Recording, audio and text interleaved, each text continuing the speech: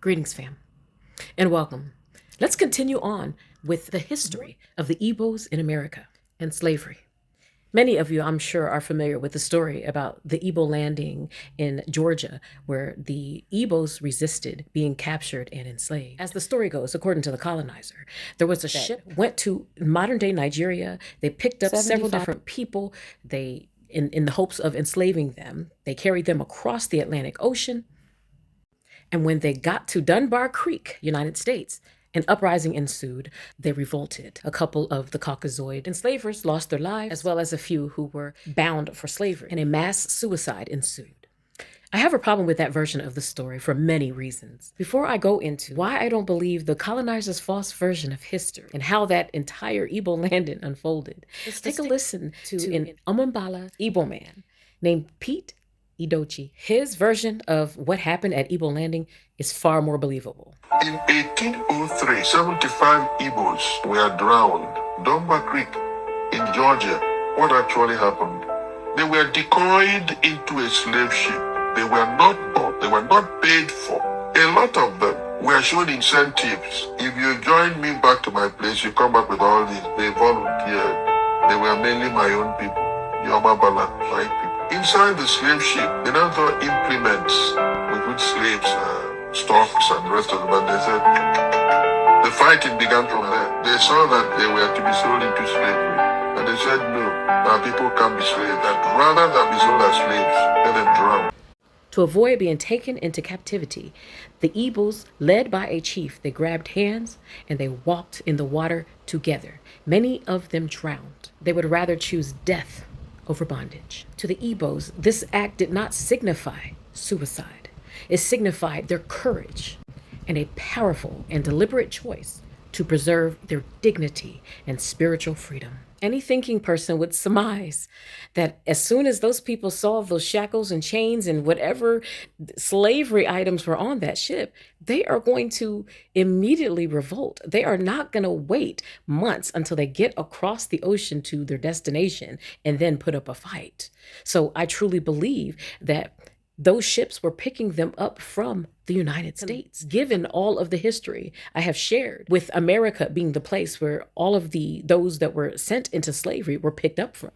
They made a deal with them and told them, you come over here, we're going to do this for you and do that for you. And once they got on that ship, they saw those slavery items and they went berserk. That is why I believe that everything happened right in America. And these are my other reasons why I don't believe the colonizers' version of the story, that they were picked up in the Bight of Biafra in modern-day Africa, Nigeria, to be exact. Because the Igbo were known by the planters and enslavers to be extremely difficult. They resisted and they fought being enslaved. And as Mr. Pete recounted, there were items on the ship that indicated that they were going to be enslaved. So there's no way they sailed across the entire Atlantic Ocean for months. I mean, that is a several-month journey. And they peacefully sat there and did nothing. They claimed they found remains of the schooner York ship in Toronto, Canada. And they claim that it's located at Fort York National Historic Site. And this is basically all I saw. I don't buy that story. As I shared in the other video about the connection between the Jamaicans and the Akans, the Bight of Biafra was not established until June 30, 1849. Clearly, there were Ebos all over the Americas, from North America all the way down to South America. And here is a newspaper article that verifies that fact. It's dated March 11, 1766. There was an Ebo Negro that the colonizers were looking to capture and send to prison because he committed whatever crime. So this is 1766 versus 1849. There's a huge discrepancy there because this incident occurred almost a century before Biafra was actually established. Not only that, as I've shared in previous videos, most of the countries in modern-day Africa were not even established until 1920s, 30s, 40s, 50s, and 60s, which they don't qualify for being ancient. Nigeria, 1963 to 60. Benin, 1960. Togo, 1958. Ghana, 1957. Prior to that, it was called the Gold Coast, 1952.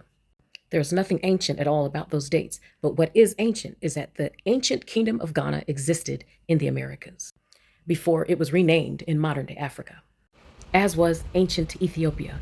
All of them began in America.